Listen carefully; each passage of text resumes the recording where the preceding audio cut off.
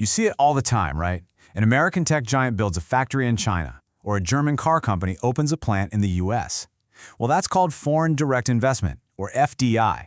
And honestly, it's one of the most powerful forces shaping our entire global economy. So today, we're going to break down how this high-stakes money game really works. And to really get our heads around this huge concept, let's start with a single, game-changing move. Back in 2018, Tesla announced it was building its very first factory outside of the United States. And the location they chose? Shanghai. And look, this wasn't just a small experiment. To make this happen, Tesla secured a jaw-dropping $1.6 billion in financing from Chinese state-owned banks. This was a monumental bet, not just for the company, but for the country too. So this all sets up a central puzzle for us. Why would a top American company, famous for its super advanced technology, make such a massive investment to build a factory in China? Why not just, ship the cars from California? Well, the reasons were just incredibly compelling. I mean, China wasn't just the world's biggest market for electric cars. Its government was pushing like crazy for an all-electric future. So when you add in massive buyer subsidies and, this is key, the ability to get around those painful trade war tariffs, building locally wasn't just a good idea. It was pretty much the only logical move. So this move that Tesla made, it's a textbook example of what economists call foreign direct investment. Let's really break down what that term actually means. Okay, put simply, FDI isn't just about selling your stuff in another country. It's about physically setting up shop there, building factories, opening offices, or even buying local companies. It's the big move that turns a regular company into a true multinational enterprise.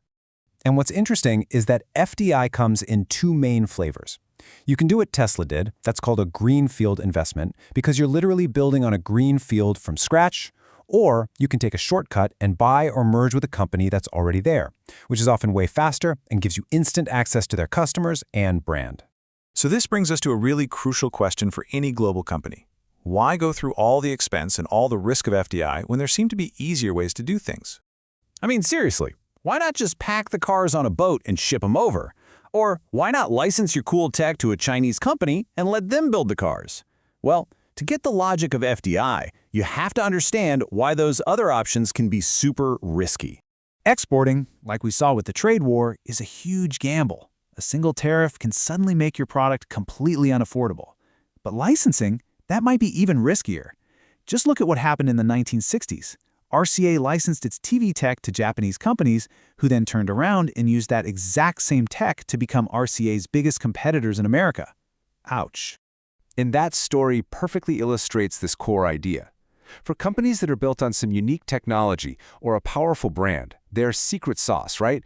Giving away control is just not an option.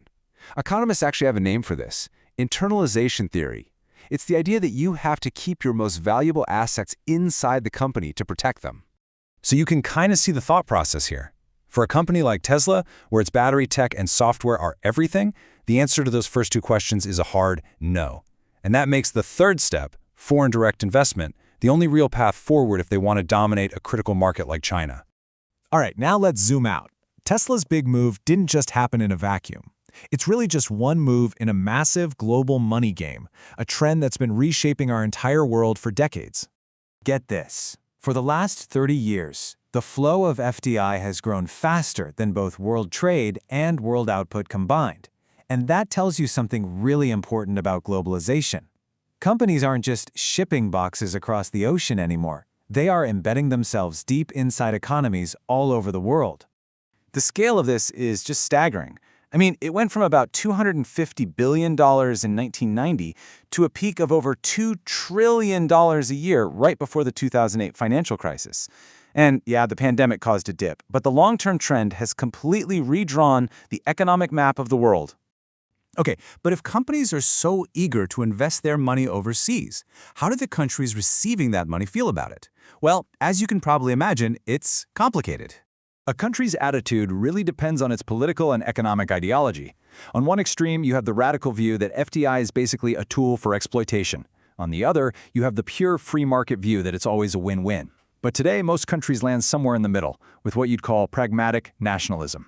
This basically means that countries are in a constant balancing act, always weighing the pros and cons. Sure, FDI brings in money, technology, and jobs. That's a huge plus. But it can also crush local businesses. And when a foreign company sends all its profits back home, it can actually drain the local economy. And ultimately, it all comes down to a question of sovereignty. How much control are you willing to give up to a corporate boardroom that's thousands of miles away? So let's tie it all back together. That Tesla story in China is the perfect picture of FDI in action. It was a carefully calculated risk by a company trying to protect its tech and get into a huge market.